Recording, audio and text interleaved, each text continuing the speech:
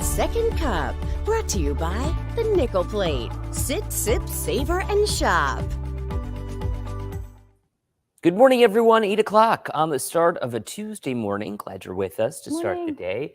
Welcome to Second Cup. Glad to have my dear friend Taylor Epps here with us this morning. Happy to be here. You know I love the cuppies. Girl, let's talk.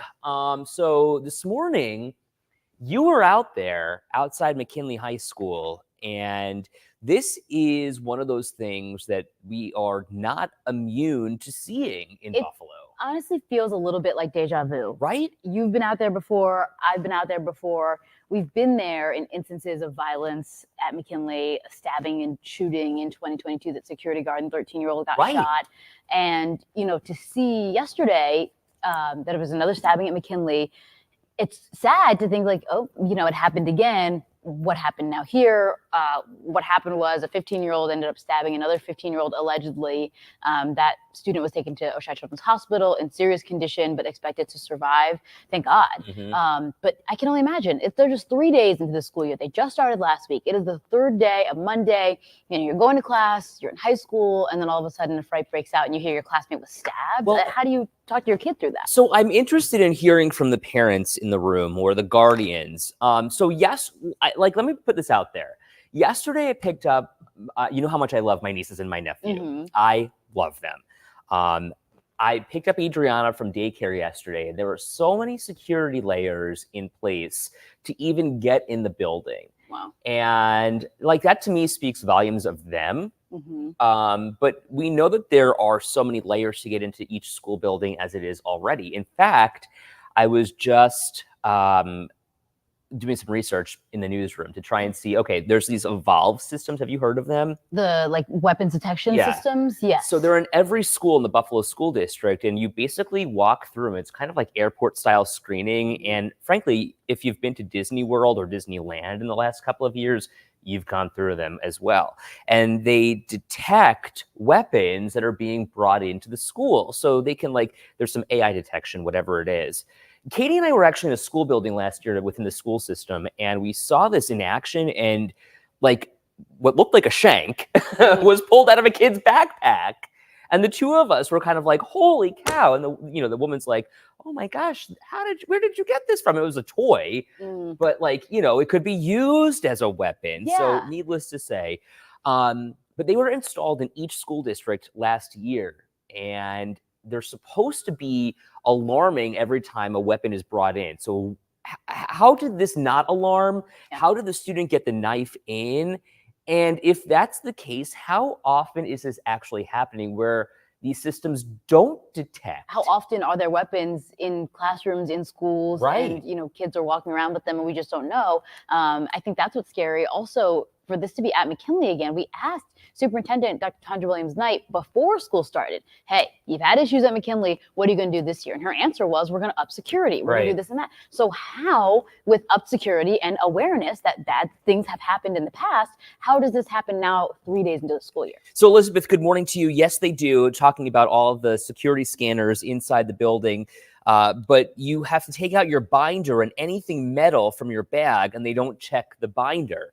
Okay, so basically because I was reading about this too, and I was reading, I think, from Houghton Academy on the Buffalo Public School website, that apparently in testing the system, it alarmed to 3-ring binders and devices in the book bag. So you have to take out your 3-ring binder, you have to take out your device, whether it's an iPad or a tablet, whatever it is. But if you have something in there, they don't check what's in the binder? Apparently not, is what Elizabeth is saying, which is kind of alarming to hear. Melly weighing in here saying, this makes me so sick to my stomach. My son's not even allowed to bring an umbrella in his book bag because apparently they also alarm to umbrellas. But yet this kid can get a knife in school. And I think it's really tough for this kid, especially. Our Michael Schwartz talked to his grandmother outside of school yesterday, and she says that he was stabbed in another incident over the summer. And then we asked Buffalo Police, and they connected the two. Kristen was there when that happened. There was a knife on the ground, and there was a stabbing that happened. It was near Main Street, near Fountain Plaza. A young boy got stabbed. He goes to school day 3, and he gets stabbed again. And she said that in between that time, like the rest of summer break, he was just holed up in the house, scared to go outside, and then, thinking he would be safe in school, and lo and behold. Grandma now says, maybe they need to start thinking about homeschooling. Yeah. Caitlin says, I just want to clarify, Caitlin, did you actually go to McKinley? And when did you go there? She says, when I went there were a million doors to sneak out of and into. And maybe that's the thing. Like, we need to harden these buildings a little bit. Do you think someone maybe like handed a knife through a door or window or something and didn't get through the weapons detection system? I mean, there's clearly a way to get around the security rules that are in there. Joyce says, do away with backpacks. We carried our books back in the day. Why can't they? Frankly, I don't even think a lot of people are bringing backpacks. Thank you. They're using computers and whatever tablets, it is. Yeah.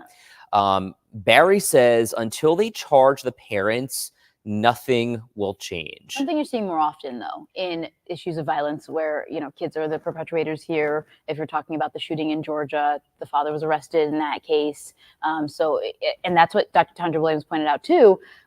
The parents, she's asking the parents, asking the students to communicate with the district. They're saying, hey, we can't do anything to protect the kids if we don't know something's going on. Okay, so India Walton is with us, and India has obviously become part of the headlines more and more recently, with the mayor saying that he may potentially go to Western Region OTB to take that presidency over. And India teasing that she might run for mayor again in the primary. And India, correct me if I'm wrong. We'd love to. We invited you on the show. We had your comments a couple of weeks ago. Actually, it was last week when this all happened. But we'd love to have you on the show. Hear your thoughts again. What she's saying is, I think we may be missing a very important question. Why are our children committing violence against one another? I think that's a conversation that we all need to be having. And it was brought up a couple months ago when school ended, when there was that, break-in violence for a couple of weeks amongst a bunch of teens. Teens ended up being killed and shot at parties and things like that. Why are kids resorting to violence? Why do kids have access to these kinds of weapons? What's going on with our youth that these kinds of things are happening? Well, okay, so two things. Number one, I'm working on a story about guns in Buffalo because gun seizures, we're seeing more and more of them. Mm-hmm. Criminal possession of a weapon charges being filed. And when I was talking with the police, one of the things that it was Commissioner Joe Gramaglia who I spoke with, one of the things he mentioned is that these kids are fighting with each other on social media, basically, and then taking it to a physical level, using violence to solve their issues instead of just, as we were talking about this morning, literally having a face-to-face conversation. Yeah. And then I was talking to another guy for the police department. He says, some of this stuff is over girls. Mm-hmm. But remember the flagpole fights, it's you remember being a kid. The flagpole. Yeah, you're a kid, things happen, tensions rise. You said this about me, I said this about you, and your brother said this about me. But at what point does it, whoa, this has gotten too far? Because now we're involving, knives, guns, and things like that. Barbara says, agree. Why? What is leading them to violence? Then the second thing I was going to mention is that when I was covering all of those stories at Marcella's, and, when a gun was able to get through their security system, basically what they had told me at the point where somebody was shot inside was that a gun was passed over the fence. Yes. And that's why they built that bigger fence, a wall basically around the club. But what he also showed me was that there is a literal box of weapons that have been seized from the first security checkpoint when you walk inside of that club, and it's just knives and brass knuckles and what looks like shanks, like the end of a hairbrush. Yeah, like the metal part. Yeah, a shiv or something. So people are defending themselves, I think, more often than we know or care to even recognize. Yeah. People, and I think the more violence occurs, the more people want to defend themselves. If you see or hear, something might happen after the top shooting, if you're grocery shopping now, you almost have to be on alert. Right. Do you carry something with you now to defend yourself? Barbara says there's no parental guidance. She says poverty is another issue. Not that hard to figure it out. Barry, I'm sorry. Good morning once again. Right. People are desperate. Is there poverty? Absolutely, in our city. Is there a cycle in our community? Absolutely. Yeah. And if you can't break that cycle or get yourself out of that cycle, we know what happens. We've seen it from that Surgeon General's report, especially when it comes to gun violence. people, teenagers, children who are involved in incidents of gun violence are that much more likely to commit gun violence or carry a weapon. It's a public health emergency, as the American Surgeon General declared it. And I think it's more about having those conversations. I mean, the conversation that we're all having now, but also parents with your children. I mean, I think everyone thinks, oh no, my kid, everything's good. We should be good to go or whatever. But, if this happens at school, you need to have these conversations with your kids. Hey, how are you feeling? What's going on at school? Do you feel unsafe? Well, and Dr. Tanja Williams-Knight, the superintendent, who, by the way, got married over the summer, which is why she's Tanja Williams-Knight now, is saying to the kids, like, okay, if you see something, it's so important to say something. And Melly, I wonder, like, is that a conversation that you have with your son, with Austin? Because then you become like a rat. Yeah, and you don't want to be that kid, and no one wants to be that kid, because then you might be a target for something further. Right. Oh, that kid tells everyone and does this or that. It's a tattletale. Yeah, like how do you win, or how do you go through high school or any level of school without being a part of something like that? Kind of like hear no evil, see no evil, right? Shannon, though, saying there's a threat made against Lackawanna schools as well. And Shannon, maybe you can elaborate on this for us, because this is the first I'm hearing about it. Can you send me any details about that? Melly, so answering my question, every day. I'm a firm believer on say something, see something, say something. He may save a life. Yeah. Caitlin, good morning. My daughter in 3rd grade, when a 7th grader slapped her because she didn't like what my daughter said. They basically did nothing. My kid hates school now because kids are mean. And Aaron Mason, our news director, who you see often pop in and out, bringing us coffee from time to time, which would be lovely again this morning. This morning, Aaron, any morning. Would be greatly appreciated. Yeah, sure, he says the superintendent, Dr. Tanja Williams-Knight, will be joining us on Voices tonight at 5:30 with Michael Luton. So, perhaps this is a coincidence that she's joining us at this moment, but she will have some inevitably tough questions to answer at this point. And I think I can only imagine being in her shoes, right? Being the leader. There's so many schools within Buffalo Public Schools, 2nd largest school district in the state. So, you can't control one student or what happens at one school, but McKinley, one of the larger high schools, and it's been a focal point. Right. It's had issues in the past. There have been stabbings, there have been issues of violence. We've seen videos of kids in there. Teachers have described it as, almost child abuse. So like the environment in there has been dangerous. It's interesting because, and Barry says someone needs to teach these kids the streets are a myth. Dead or in jail is where you will end up trying to be a gangster. Katie's mom says these kids just seem so angry. They aren't able to control that anger, so they lash out. Unfortunately, when weapons are so available, this is what happens. And I wonder if this is also a result of COVID. Yeah, that's what Dr. Tanja Williams-Knight was saying yesterday too, is, we feel removed from COVID. It's been, 4 years since it first started, but the impacts of kids not having that face-to-face conversation or knowing how to resolve conflicts and, taking it from social media to immediately to violence. There's no mediation. There's no middle ground between the beginning of it and, when it starts to get violent. So it's probably that as well. I mean, they were not in school for a long time. I also, they're trying to cut down on suspensions in the Buffalo School District. What I was going to say was, for a long time, there was a principal by the name of Crystal Bowling Barton. Or Barton Bowling, Bowling Barton, I think it was Crystal Bowling Barton. She had a lock on that school for a long time, and she ran a tight ship.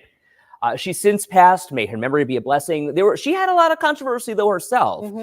She was out on administrative leave. There were a lot of people in the gay community, school students in the gay community, who did not think that she was fair and just in the way she ruled or handled certain situations. But there was a drastic difference between her tenure as principal and the violence that's happened there or the lack thereof and what's going on now. Who's principal now? To be honest with you, I have no idea. Because there was the principal during the last incident was removed by the school board. Right. Mustafa Khalil. So then who's now the principal? Caitlin says, yes, that was my principal talking about Crystal. Yes, she sure did. She meant business. She wouldn't let my cousin and I go to prom together. Paula says, I work with Crystal in the 80s. She meant business. I mean, are we able to get back to that point where, there's a authoritative leader that, we can all trust to keep kids safe and keep everyone in line? I mean, you don't want to make it like a military operation in high schools. You want people to go to school and enjoy and be able to learn and get an education. But at what point is that not possible because of violence? So Elizabeth says it would also help if McKinley administrators would actually come out of their offices, that school is becoming a joke. Terrence Jenkins is the principal right now. So now, I mean, like, we're naming names here. Yeah, well, I mean, I think there's so much accountability. Absolutely. I mean, we're talking about kids. Precious. When you bring this child into the world, all you want them to do is be safe. The last thing you want is for them to be near a stabbing, let alone involved in a stabbing. So what are we doing to keep our kids safe? Caitlin says about Crystal Bowling Barton, she never messed around, but was easy to talk to at times when you needed to. So here's my other thought too. Like, are we too soft on discipline?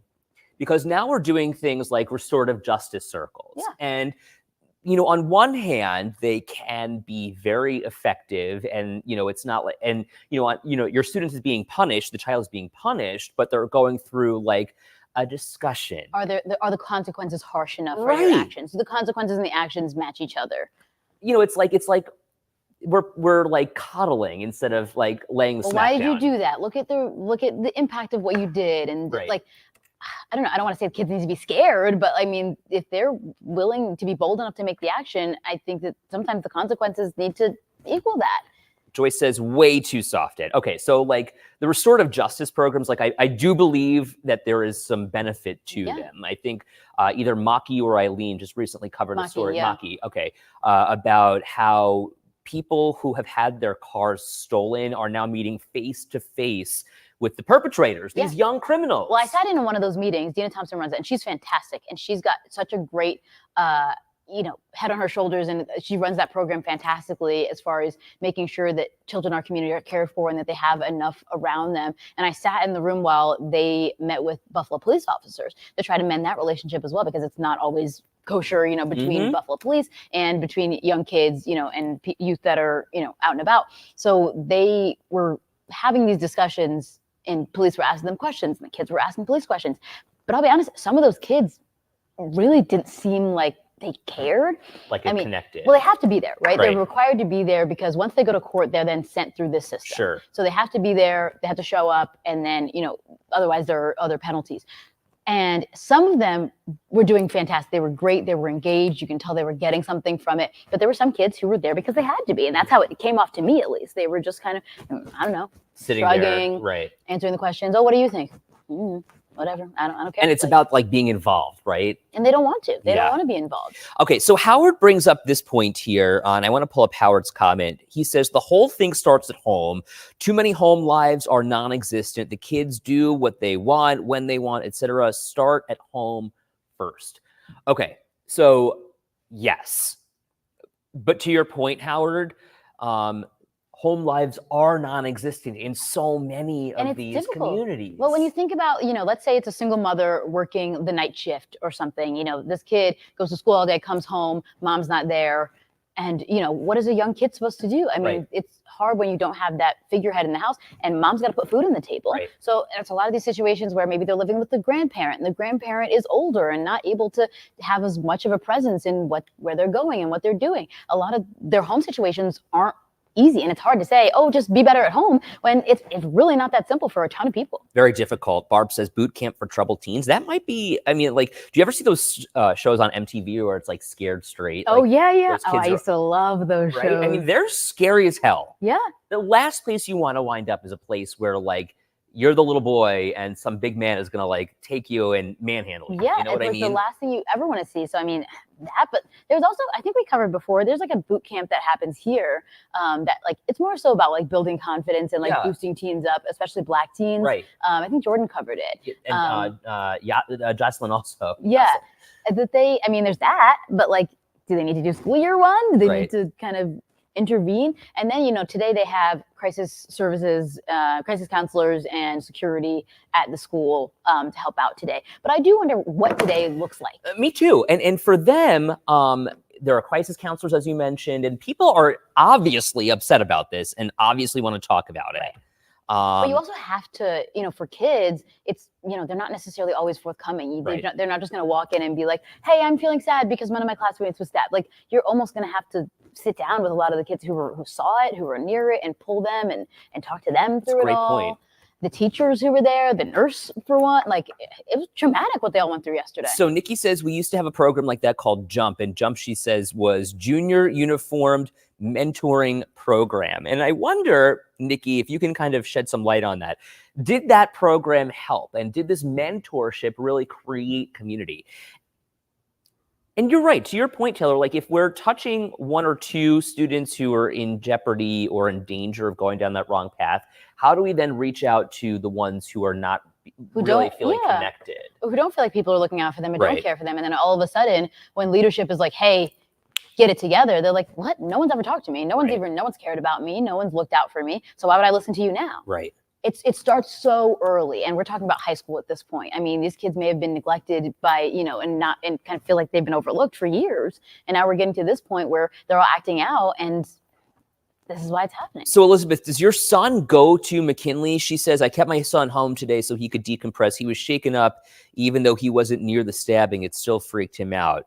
Well, and I can only imagine. I thought there wasn't going to be school today. When we first got the notification about the stabbing, I was assuming they'd probably shut down today, recoup, come back Wednesday.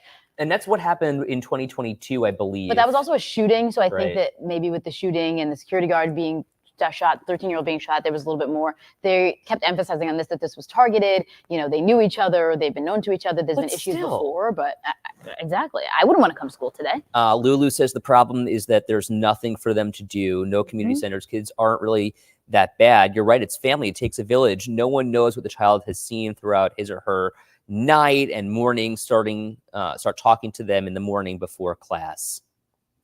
The superintendent can't do it all. Kim says, sorry, no blame game. School can't do it all. No, you're right. No one person can control. I mean, there's a bunch of kids that are in the school district. There's a bunch of kids in that high school. It's a very big high school. How can you make sure that everyone is, perfect all the time? You can't. I do agree, though. Like, there is such a bigger picture issue here in our community. And, we saw it unfortunately unfold after the Top Smash shooting, when we really kind of put that community into perspective and into the limelight, because it for so long hadn't been given the attention that it's so well deserved. We are now, I think, we're seeing the strings kind of fall apart from the fabric a little bit, in that things are frayed. We are now seeing how badly impacted this community is, starting at the foundation comparatively to other communities where there are two parents working in a household. Structure at home. Exactly. To start at the beginning, when you're super young, and then continued. And, every once in a while you'll hear a great story about how one kid got a mentor, his coach took him in or something like that. But that's, one in however many. I think it's a matter of, like we said, they need more things to do. They need more structure. They need places to go. They come up from school, and then, nothing until school the next day, all summer long. And I think Derek did a story a couple weeks back. Someone said, it feels like we're in purgatory. You're in that age where, when you're young, you can have daycare and run around with kids, or, that kind of deal, like summer camp. And then, when you're old enough, you can go out with friends and all that stuff. The teens don't really have anywhere to go. I mean, they're just going to walk around the Walden Galleria. Well, and we know that they can't do that either. Doing that. So where do they go? Where do they hang out? Where do they congregate? What do they do? They need to have something to do, put that energy. Well, look, and this is McKinley High School is on Elmwood Avenue, in the heart of the city. It's right by the Albright Knox. It's right down the street from Wegmans. Right, Buffalo State is there. I mean, we're talking the Elmwood Village. So I think maybe it's incumbent upon us, we say it takes a village. Maybe it's incumbent upon us as an organization to kind of help find the solutions.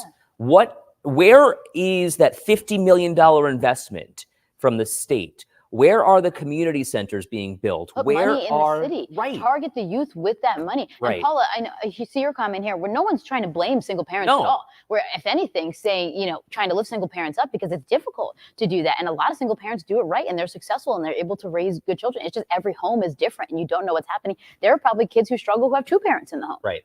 And, it's also, each community is different. So it's really important, and I acknowledge that I come from a place of privilege. So I'm really lucky to have two parents who worked hard. So I don't unfortunately know what fortunately or unfortunately, what it's like to be in that position. But I can only imagine that it's not easy. Yeah. And I think it's all about making sure that there is something in place and that people have a place to turn to when they need help, and that they know that they can feel safe going to school every day. And if they don't, they can turn to someone and reach out for that help. And that should be something that's just a given, right? You go to school, you feel safe.